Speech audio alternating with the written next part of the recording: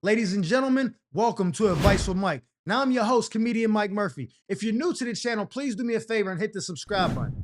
This is the show where you guys send in your messiest, toxic, most out-of-pocket predicaments, and I attempt to break it down, giving my honest and unbiased feedback. Now listen, I'm a comedian, not a therapist, so there's no guarantee I'll help fix your life, but I can provide laughter along the way and call it like I see it. So without any further ado, let's get into the episode. I titled this first letter, He Chose Her Over Me. Mike, am I wrong for this? I'm getting married soon and I invited my dad to the wedding, but not his wife. You're wrong for that. But continue. Now I'll be honest, I don't like her at all. I never have. I've already arrived at the conclusion, and so has everybody else. She's never made me feel welcome, and a relationship always felt fake. She said slick things about my mom in the past and created unnecessary drama at family events. Like this video if you think she's full of shit. And the energy's always been off. So when it came time to make my guest list, I decided she wasn't invited. Oh, you standing on business? I'm here for it. I sent the invite to my dad directly. DMing your dad directly? Now that's nasty work. I didn't even mention her name. I figured he'd still come because this is about me and not her. Play stupid games, win a stupid prize. But now he's upset. He told me it was disrespectful to not invite his wife and said if she's not welcome, he might not come at all. Therefore shall a man leave his mother and father and become one with his joint, or whatever the Bible said. I feel like that's not fair. Life ain't fair. This is supposed to be one of the biggest days of my life, and I just wanted peace, not drama. I didn't think it was wrong for setting that boundary, but now I'm second guessing everything. Am I being selfish, or is he being unreasonable by letting her presence be a deal breaker? Please, I need help. I ain't gonna lie, sweetie, this is a tough one. But the reality of it is, your father took vows before God when he married that woman. So she's to come before everyone, including yourself. Now you about to marry your husband, and he's to come before everyone else, including your dad. So the fact of the matter is there's gonna be situations where maybe your husband and your dad bump heads, and you have to choose your husband and not your dad. And then maybe at that point you'll understand the dynamic of what a marriage is. But there's no way in hell you should even invited your father and said his wife couldn't come. They are one. Anytime I have any event anywhere, if I invite a man who's married, unless it's like some guys only thing, you know, like guys trip or something like that, I know if I invite him, that means he's able to bring his wife. That's just part of it because they're one. You know what I'm saying? I can't be like, yo, bro, you can come to the thing. Leave Shorty at home. I don't really bang with her like that. That's really disrespectful to him.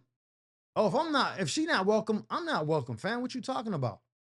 So I know it might hurt you because you a daughter, but it seemed like the relationship you got with your stepmom, y'all both being petty LaBelle. You know what I'm saying? She don't like you don't like her. Two estrogens clashing, you know what I'm saying? Hormones raging against each other. Y'all both being tit for tat. I know how women is. Super catty. So you probably doing stuff to her. She probably doing stuff to you. And you an adult, so you're not a kid no more. Now she could really violate you without feeling bad because you're not a child. Now I don't know how long he been with her, or you know what I'm saying, when she was saying things about your mom. Because maybe you was an adult. Maybe your mom was interfering with the marriage. Maybe he left your mom to be with her and your mom wasn't liking that. So she was, you know what I'm saying, calling it how she see it, a spade a spade. I don't know that dynamic. You didn't write enough in the letter. But what I'm telling you is you're absolutely wrong for inviting your dad, but not the wife. It's either they both come or no one comes. That's just the reality of it. You know what I'm saying? So I see you trying to stand on business, but you play stupid games, you're gonna win stupid prizes. Pops ain't gonna show up. Because you know what's gonna happen after your big day's over? He gotta go home to her, hear her mouth. That's gonna put a little tear in their marriage. He ain't got time for that. Because you ain't gonna come fix his marriage. You ain't gonna be cooking for him and giving him the cheeks when he needs some. I mean, I ain't saying no West Virginia, no incest, but I'm just saying the role she plays in his life, you can't fulfill that. So he's not gonna throw that away to make you happy for one day when you're gonna get on with your life. You're gonna have kids, etc. And then that's just gonna be that. So I will call your dad. I will speak with him. I will speak with your stepmother.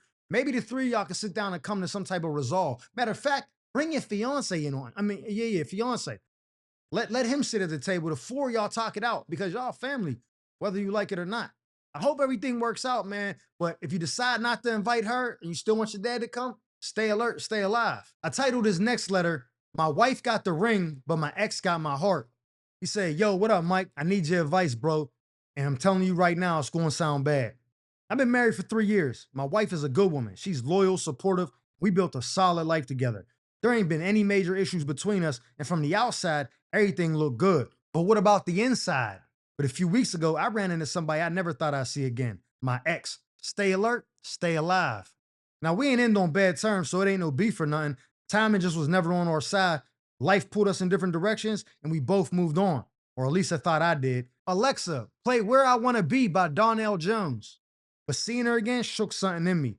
The way we talked and the way she looked at me, it felt like no time had passed at all. The same energy and chemistry, it all came rushing back like it never left. Since then, we text a little here and there, nothing inappropriate. Like this video if you think he's full of shit. Just some casual conversations. But every time I see her name pop up, bro, I feel like I'm talking to the person I'm meant to be with. Alexa, play We Belong Together by Mariah Carey.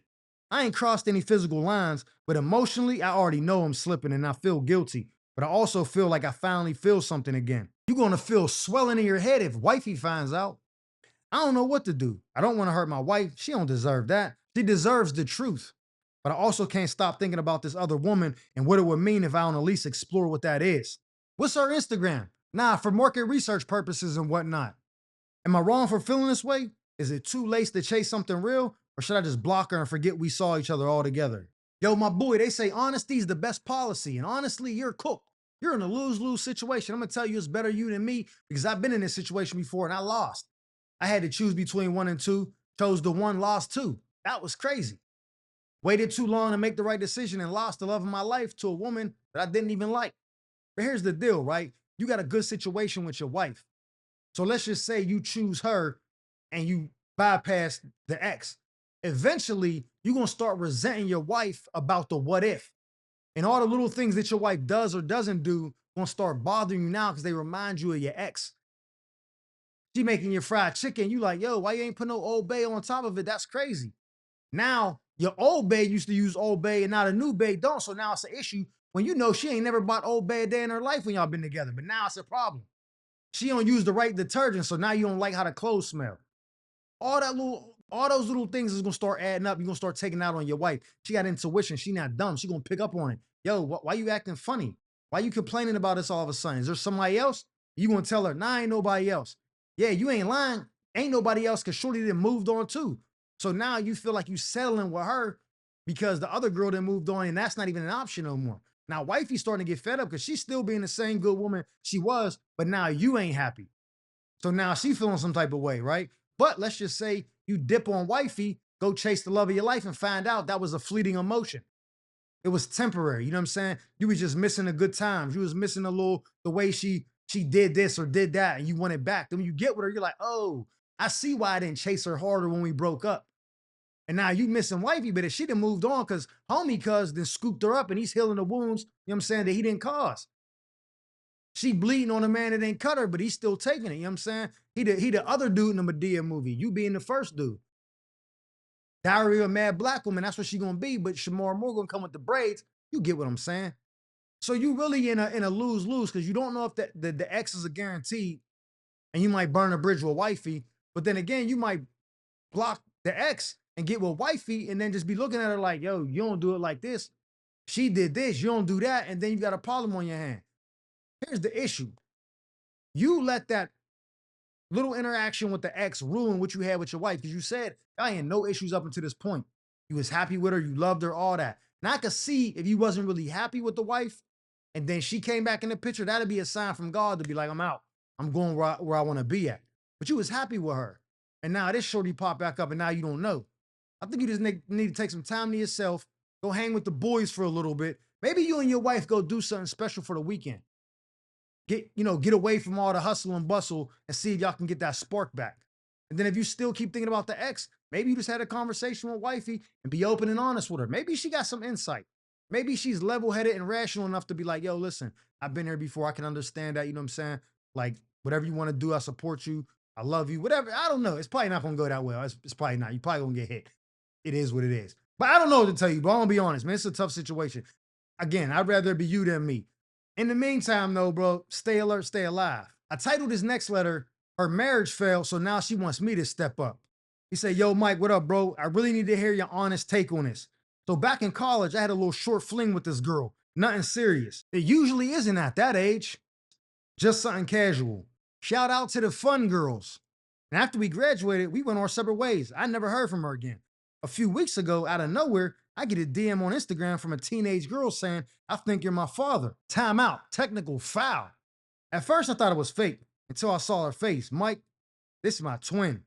I reached out to her mom, the woman I was with in college, and she had finally admitted she found out she was pregnant after we stopped talking, but she never told me because she ain't want things to get complicated. Like this video if you think she's full of shit.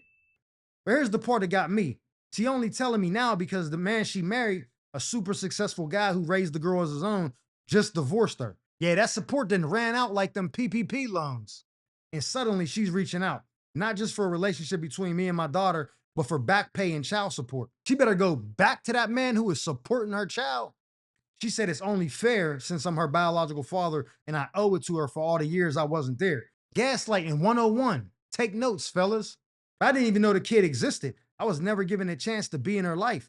The twist is her daughter, well, my daughter, really does want to meet me. She's not a part of her mom's scheme. She's excited and nervous and full of questions. I could tell this is a big deal to her. So now I'm stuck. Part of me wants to step up and try to build something with my daughter, as you should, even if I missed all those years. Don't count the days, make the days count. But the other part of me is angry because I feel like I'm being used by the mom, not given a chance, just handed a bill and told to make it right. Am I wrong for being cautious? Do I push my feelings aside and focus on my daughter? Or is it okay to be pissed off about how all this went down? First things first, get a DNA test. I don't care how much the girl looked like you. Your BM allegedly might have had a type, doppelganger type activities. You know what I'm saying? So she went out and smacked somebody that looked just like you. Now the seed kind of looked like you. Get the DNA test first. Second, I don't care if the kid is yours or not. You don't owe no back child support. They can only make you pay child support from the time she files.